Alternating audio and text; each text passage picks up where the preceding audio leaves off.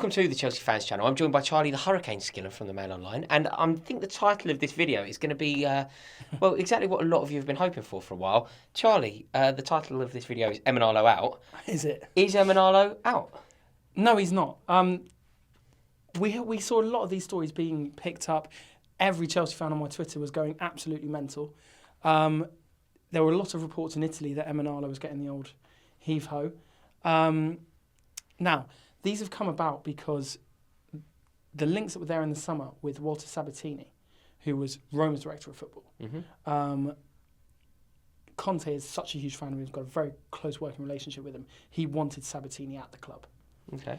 Now, those stories have come back, and the way the Italian press reported it is that EMENALO was going. Now, the news I have, and I'm not particularly saying whether this is good or bad, EMENALO will be going nowhere. He is a very, very trusted aide of Roman Abramovich, and that will remain the case. Okay. Does that mean that Sabatini can come in still, or...? Right, well, this is where it gets interesting. There is a possibility that Sabatini still comes. You know, as we've said over the last couple of weeks, Conte and Abramovich have been working very, very closely together with what he wants to the side. I think the last two performances in particular will have helped Conte's cause no end in terms of getting the resources that he wants to you know, rebuild the squad and rebuild Chelsea in his image. Sabatini, I think Conte sees as a big part of that. He left Roma because he was getting very frustrated with having to sell the club's top players. Obviously, that wouldn't be a problem at Chelsea.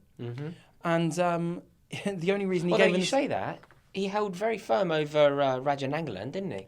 Yeah, but Roma's still a selling club. You know, I mean, while he was, But, I mean, it's while a he's good one sign. of Roma's better players, he wasn't a jewel in their crown. No, but it's a good sign that what I mean is here, the fact that he spurned Chelsea's advances for such a good player in Nangolan is the sort of player that we want, somebody who fights for his club. Absolutely, you know. So it could be the case that he comes in and EMENALO is given a slightly different role, you know, maybe more in charge of, you know, he's already in charge of the loan system, you know, that's his kind of baby, and already in charge of, you know, the development side. But maybe it'll be even further focused on that, and then Sabatini could be more first team matters. This is kind of just an idea that Do you feel like the club will be open to that though? So this is Conte's vision, not necessarily the club's vision. I think the club, given the meetings they've had a couple of weeks ago, I think the club are very, very open to allowing Conte to be part of the vision of the future,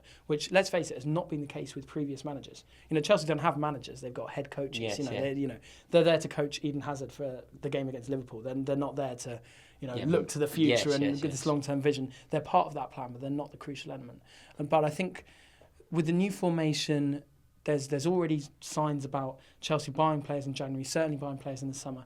I think Conte, a lot of stock has been put in Conte, and I think that if he wants Sabatini, like really wants him, and Sabatini fancies it, then I think allowances will be made. It does not mean categorically everything we've heard from Chelsea. Like, we went to Chelsea with this story, and they categorically denied that EMENALO is going anywhere. So I don't want anyone to get too sort of excited about that. Okay, but a slight evolution of the role isn't a bad thing either. Yeah, and he's a bit of a geezer. He's 61, Sabatini. He's an absolute chain smoker, and he's just pretty cool Italian man, really. So perfect. Get him in. I wanted to talk to you, Charlie, about something's been blown up. I mean, we all saw the Conte Costa row. Yeah, and in fairness, Costa there didn't do anything that a lot of people sitting around me didn't do. Like, you know, the game was won. We were worried that Costa was going to get a booking, get him off. Yeah, but see, this is where it hangs up, because that's what Conte said it was about, but he was joking. Like, it was all a little bit nudge, nudge, wink, wink. Right. That's not what he was doing. Costa was having a row with Conte about the micromanagement. I mean, the way Conte manages games, he micromanages players down to the nth degree. He tells them where they should be standing. You should be standing 10 yards this way. You should be doing that. You should be passing the ball 3 yards that way.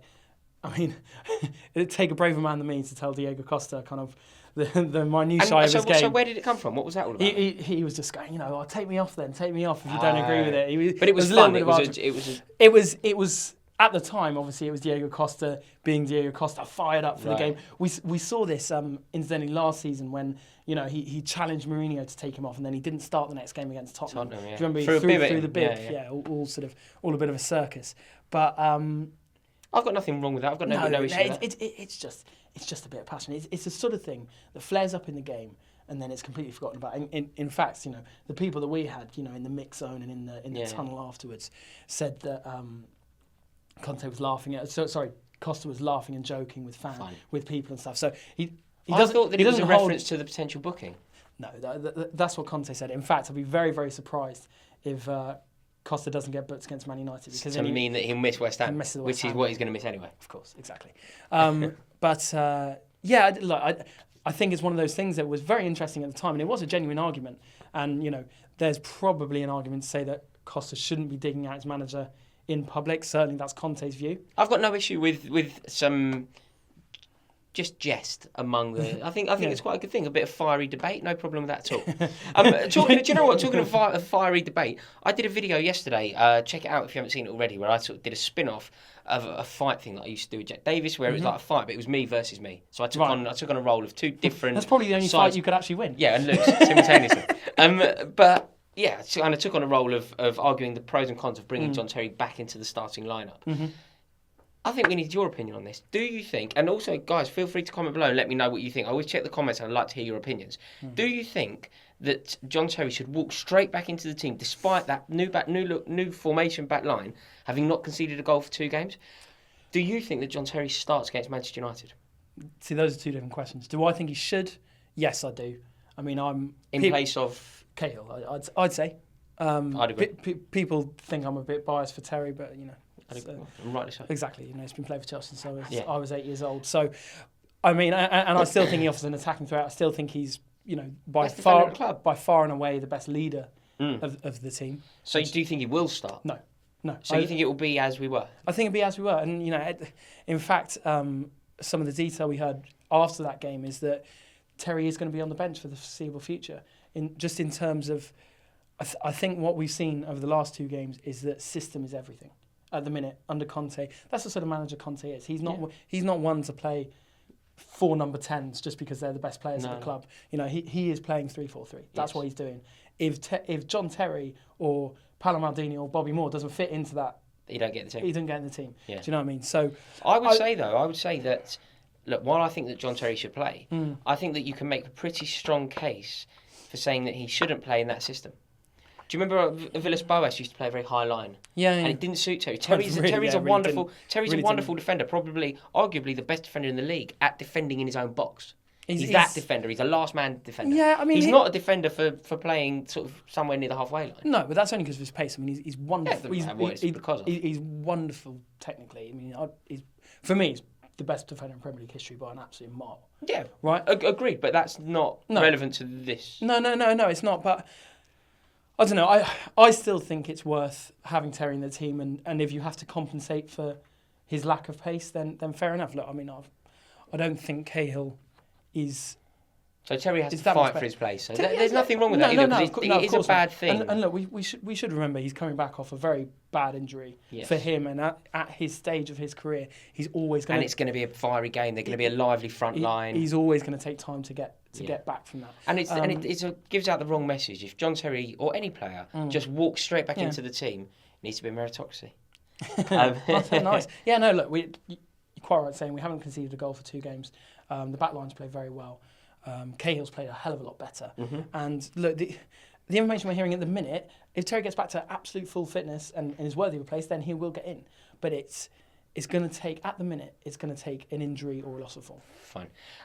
So we had, obviously, that's good news for Cahill. What else was good news from the weekend was, if we haven't seen it for such a long time, we brought on 3 graduates of our youth academy. We did. That was just a wonderful thing, wasn't it? At the end of the game, there was 5 Chelsea youth graduates on the pitch.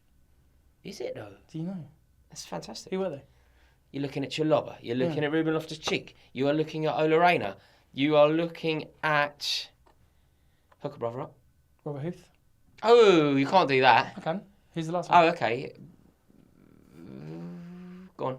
Andy King. I don't think that any of you got that either. I wasn't going along that line. So is that what it was? Right. Yeah. And, no, more seriously, absolutely fantastic to see. I thought Chaloba had a great game. Another great game. How good was that assist? It was incredible, wasn't it? It was a great back heel. And it's just it's what we've all wanted to see for years. Like, I don't get me wrong. I'm not saying this is the turning point and we're going to have the new class of '92 or whatever. But it's just what I've always wanted to see is them integrated into the squad. I've never been one of these that says we've got to start 9 youth players because it's a ridiculous notion. But I would rather see kids on the bench than a mediocre. Yeah, there's no point in having an average. There's no point in having Del Horno on the bench when Ryan Bertrand's available. There's no point. Yeah, of course, exactly. And yeah, it was just good to see. I think Chalobah has played himself into contention to be, near enough the second choice midfielder. Whoever's. Yeah. Look, he's certainly ahead of Fabregas in the pecking order at the minute, isn't he? I know. Slightly different position. Don't get me wrong, but he's been fantastic. Loftus-Cheek, I think, is having difficulties at the minute. It's great to see him getting on the pitch. I didn't actually realise that was his first Premier League minutes this season. I know he played in the Cup.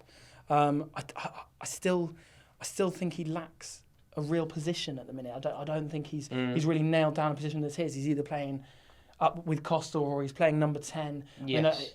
I know what you mean. But Aina as well was very good, and I think the system can really help him as well because that is his game, up and down all day. Yeah, that's it. Really was lovely to see. And just before we let you go, Manchester United. Yes. Give us your thoughts, feelings. How do you think we're going to get on? I'm really excited. I watched them on Monday and they were resolute, but it was a pretty dire game. Mourinho-esque, wasn't it? It was Mourinho-esque. It was a pretty dire game, wasn't it? But I don't know. I just think it's very, very hard to say. Leicester very much surprised me how poor they were. I was about to say something Let's not take anything away from the might of Chelsea. The mighty Chelsea, no. But I do think it's going to be a different kettle of fish. I think Mourinho, he's not the Mourinho of old. We all know that. We witnessed that in spades last season. But I think if there's one game that he's going to be stoking them up for, it's going to be this one. Yeah, but equally that should go the other way. If there's a game this season that David Luiz, Eden Hazard, Diego Costa should be up for, it'll be this one. Yeah, I completely agree. I can see it going either way. I'd be very, very, obviously, heartbroken if Chelsea lost. But equally, I think it's going to be a much sterner test than Leicester. Oh, yeah, I can see if, although, Pogba and Ibrahimovic on Monday night had very, very poor games. And I've been very worried about Ibrahimovic coming up against this new system. But I thought our defence was very good. I thought David Luiz had a great game on Saturday. And I'm just really excited. And I think it's been really good to play 2 lesser teams coming up to this game, really nailing down the system. Also, since we last played, they will have played twice. Yeah, exactly. So we'll be fresh. Looking forward to it. Actually. Yeah, we've got one more quiz question for you. Go on. Antonio Conte, talking about the youth players. Yep. He said, look, I made my Serie A debut at 16. What club was that for? Don't do that to me. Don't do that Answer to me. in the comments below. Oh, we don't have to answer it now? No. Okay, yeah, I know. I'll tell you off camera. Comment below, let us know. And guys, thank you so much for watching this video. If you enjoyed it, please click the subscribe button right now and we will see you next time. Go on, you blokes. Chelsea. Hit Mansell. Welcome to the Chelsea Fans Channel. Now, ahead of our huge clash against Manchester United this weekend, there's been some debate going on regarding the fitness of John Terry. Now, all the signs are suggesting that John Terry will...